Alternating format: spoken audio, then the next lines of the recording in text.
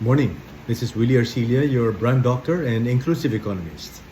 Allow me to chime in on the ongoing controversy surrounding the 100 peso minimum daily wage increase that was recently signed by the Senate.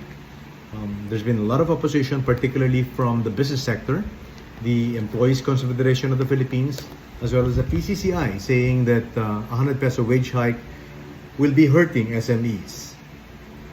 Let me offer my point of view and possibly some recommendations.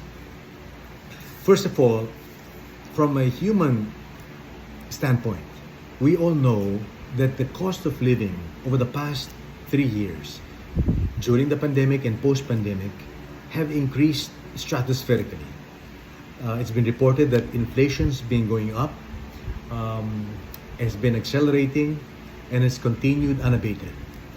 However, there have been no serious adjustments in our minimum wages, enough to cover the corresponding increases in the cost of goods. So, from a human perspective, it is clear, it is undeniable that there's a need for us to adjust what our workers are taking home. It's not that they're taking home a lot right now. Survey after survey of the BSP has shown that literally nothing is left from the daily wages of our minimum wage employees, especially if they have a family of 4 or even 5 members of the household.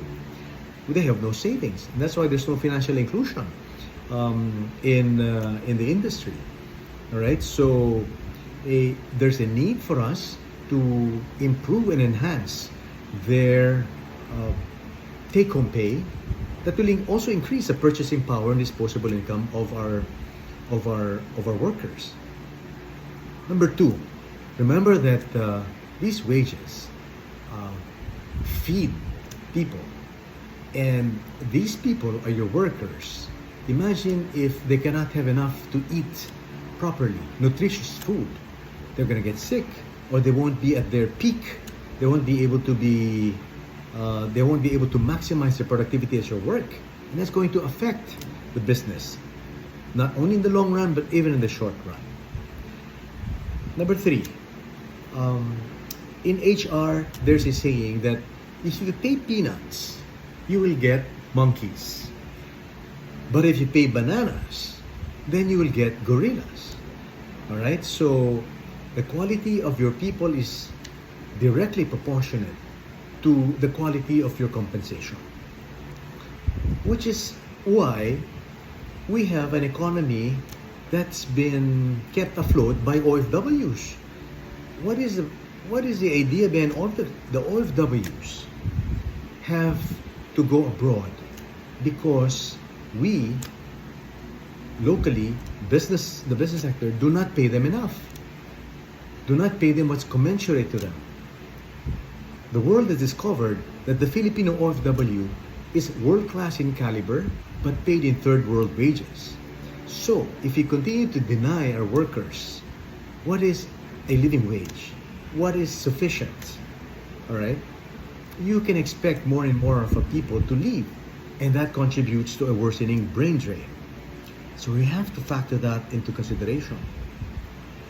Next, people are saying that wage increases are going to be inflationary. That may be true, but that's only in the short term. Why do I say that? Because let's assume everybody gets an increase of 100 pesos, and then they use that to purchase goods, whether it's food or non-food, or to purchase utilities or electricity, gas, water, telco. In the short term, the supply will not be able to adjust, but the businessmen, especially in today's age, should be able to anticipate and therefore ramp up their production capacity and increase the supply of goods, all right, so that while aggregate demand increases, in economist terms, when your demand curve shifts to the right, not a movement along the curve, but shifts to the right because of a 100 peso wage increase, yes, the prices will increase in the short term.